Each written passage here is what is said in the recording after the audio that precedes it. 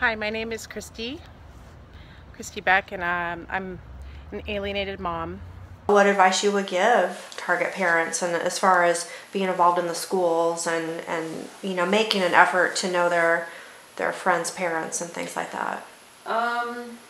As a target parent, first of all, know that you're a target parent. Learn what we go through as a target parent, that you're going to have to be strong and somehow give yourself some energy by exercising or doing something that you love to do. Don't give up your own life. Like if you do art, do art. If you like to, do patchwork, do something for yourself that reminds you that you're alive and you're okay and that you're a functioning person first. Yes, you're a parent, but you have to be yourself first. And as a target parent, if you understand that the environment that is created for you is not your fault. It's not your fault. You didn't create this. It's not due to you that your child is not wanting to see you. It's due to the other parent. And if you just read up what's on YouTube today or just listen to the videos on your ride to work, on your way back to, it all gave me energy. And in my life and in my experiences, parental alienation is very real, very alive, and something that affects me to this day. Knowing what you know now and what you've been through, what would you say to kids who are going through this? I would say to kids that are going through this now, that they've got to stand up. At some point, you've got to understand that it's not you, and that you deserve to have a relationship with both parents, regardless of what they say about each other. I mean, what you're doing with Bubbles for Love is just like, on a huge, huge scale, but can anybody do a Bubbles of Love awareness event?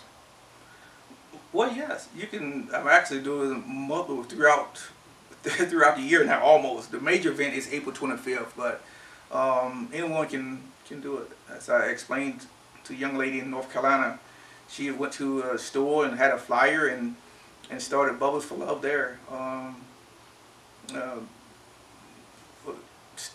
City near the Georgia line.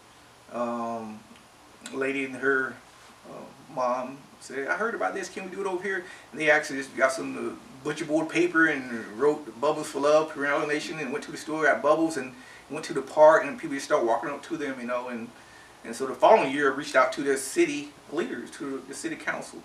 So anyone can do this, not just on April 25th. In fact, here in Alabama, people was asking me to be in their cities, and I said, I can't do that. I can't be everywhere. So we started doing Parental Alienation Prevention Week. So we start from that Saturday to the Sunday. And because the 25th just don't work out for some people all the time. So we started doing a Parental Alienation Prevention Week, and then Awareness Day still on the 25th. Joanne asked my mom to speak at the State House for a Bubbles to Love event. She was telling my mother about it.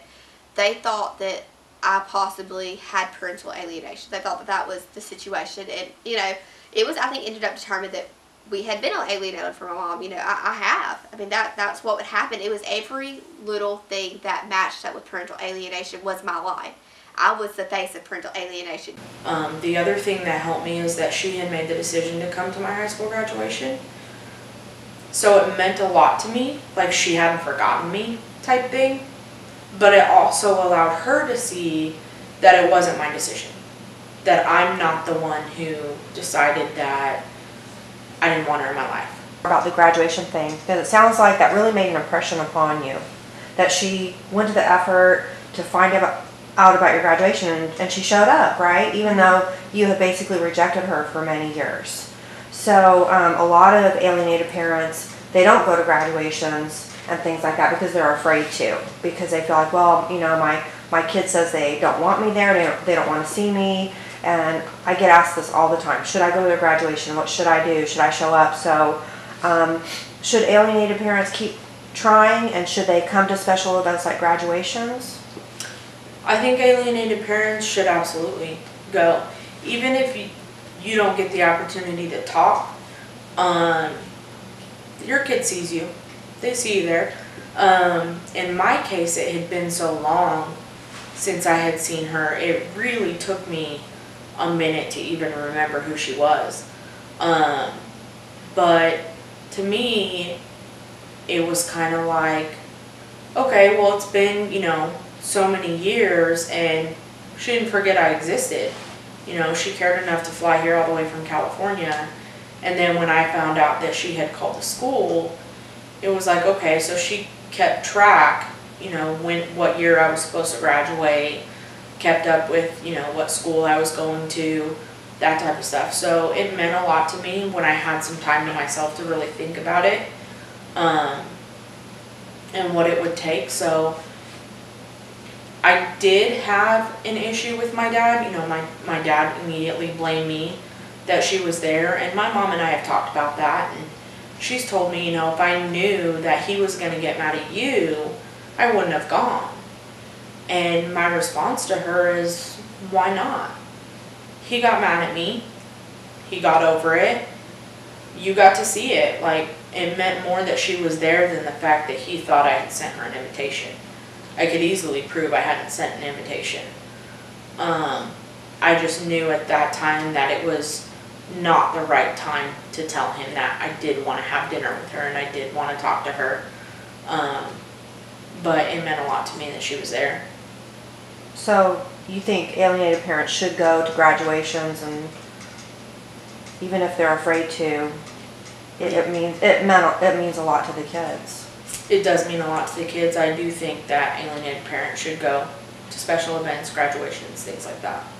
What would you say to an alienated parent who is thinking of just giving up? I've said before in some of the meetings that I've gone to that even if you feel like giving up, I can promise you your kid is thinking about you.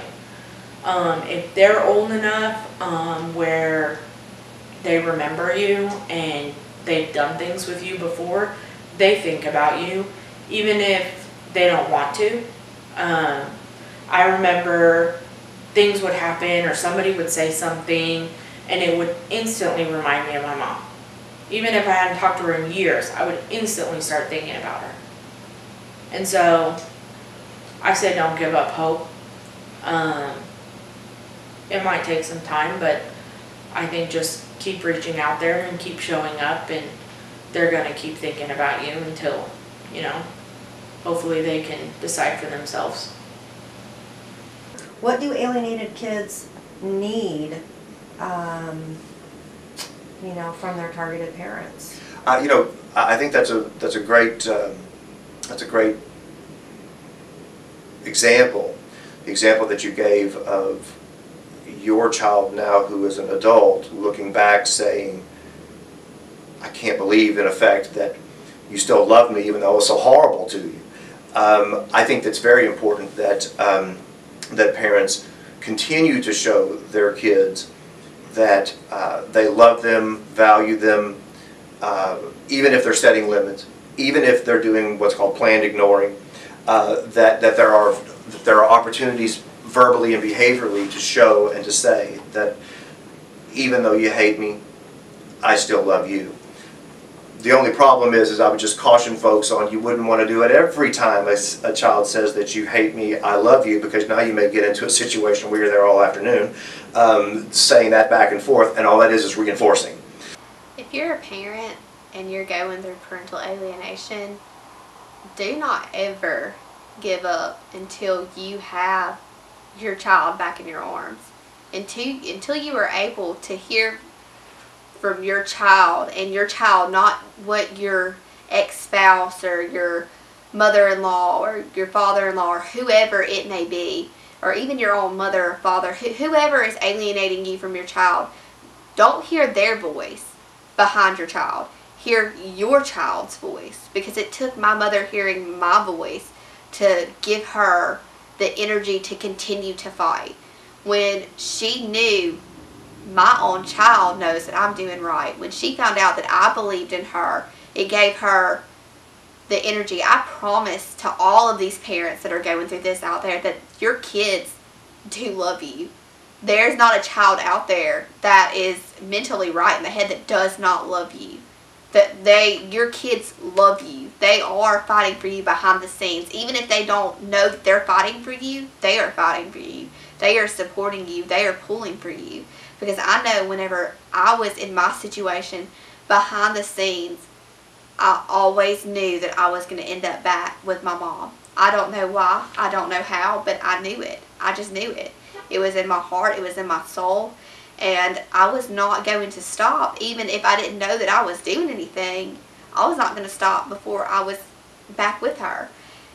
And if you're a parent and you feel like you're going to give up, you pull out those paintings that your kids used to draw. Pull out those notes that they used to write. Pull out whatever you have that belongs to them, that old stuffed animal that they used to cuddle with, or that blanket, and look at that and remember that was my baby. One time that person relied on me, and one day they're going to rely on me again. They're going to need me again. And when I needed my mom again is when I realized that something was wrong. When I started needing a woman in my life, I realized something's wrong here. I mean, someday to each person who goes through this, there is going to be a revolution in your head that's going to say something is wrong with my situation. And when I had that, and when I realized that, my whole life went from going on a downward slope to going on an upward slope. And it'll happen it might take 10 years. I mean, it's taken my mother with my brothers. It still hasn't happened, but my brother was in 2nd grade. My brother's in 11th, so it's almost been 10 years since this has gone on. But I can still tell that my brother loves my mom.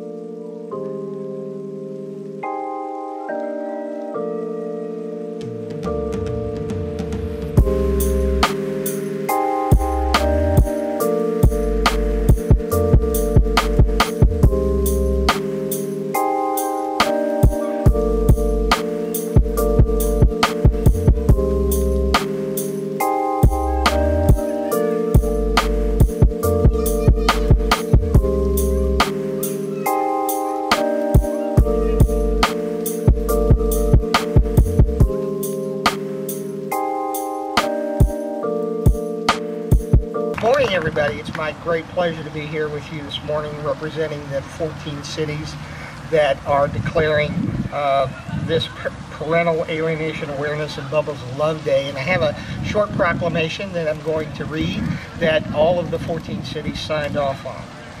Whereas Parental Alienation Awareness Day is celebrated to spread the simple message that children need to and should be allowed to give and receive the love of both their parents and extended families, and whereas behaviors such as speaking negatively about a parent to or in front of a child can destroy the bond between a loving parent and child, and whereas with awareness comes education, understanding, and the power to stop the abuse on innocent children caught in the crossfire of the people they love, and whereas this year is the 8th annual Parental Alienation Awareness Day, and people around the world will join together in blowing bubbles for 10 minutes at 12 noon on April the 25th, 2013, to show their support in spreading the simple message of love for all children. Now therefore, April 25th, 2013 is hereby proclaimed Parental Alienation Awareness and Bubbles of Love Day in North Texas. Thank you.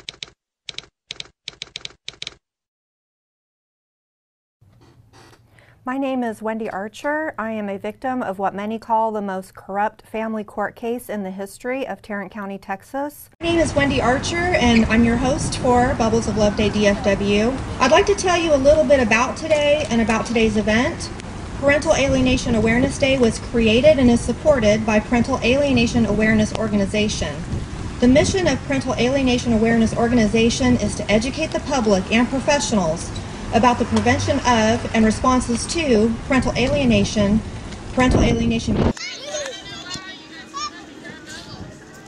Hi, my name is Wendy Archer, and I would like to welcome you to Bubbles of Love Day DFW. If you're not familiar with parental alienation, the fact that it's a global epidemic might surprise you. You might think, that could never happen to me.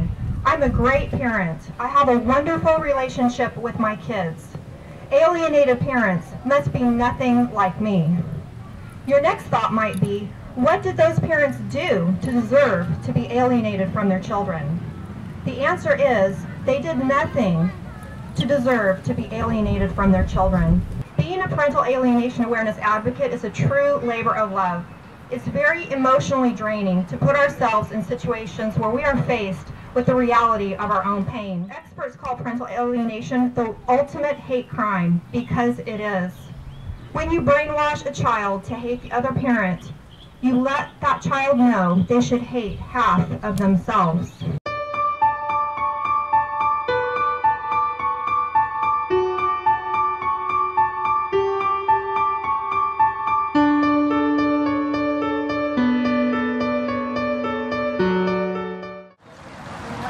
My name is Wendy Archer, and I want to welcome you to the 3rd annual Bubbles of Love Day DFW and the 8th annual International Parental Alienation Awareness Day. We're so glad that you're here with us today. At this very moment, people are literally gathering all around the world. As we gather here in Southlake, Texas, people are also gathering in Ohio, Illinois, Georgia, Alabama, California, Florida, Minnesota, North Carolina, Connecticut, Mississippi, and many other states. They are gathering in Canada, Costa Rica, the Czech Republic, Finland, Lithuania, Portugal, Tunisia, and Poland. You see, parental alienation is not about one person or one family. Parental alienation is an epidemic causing families unbearable pain and suffering all around the world.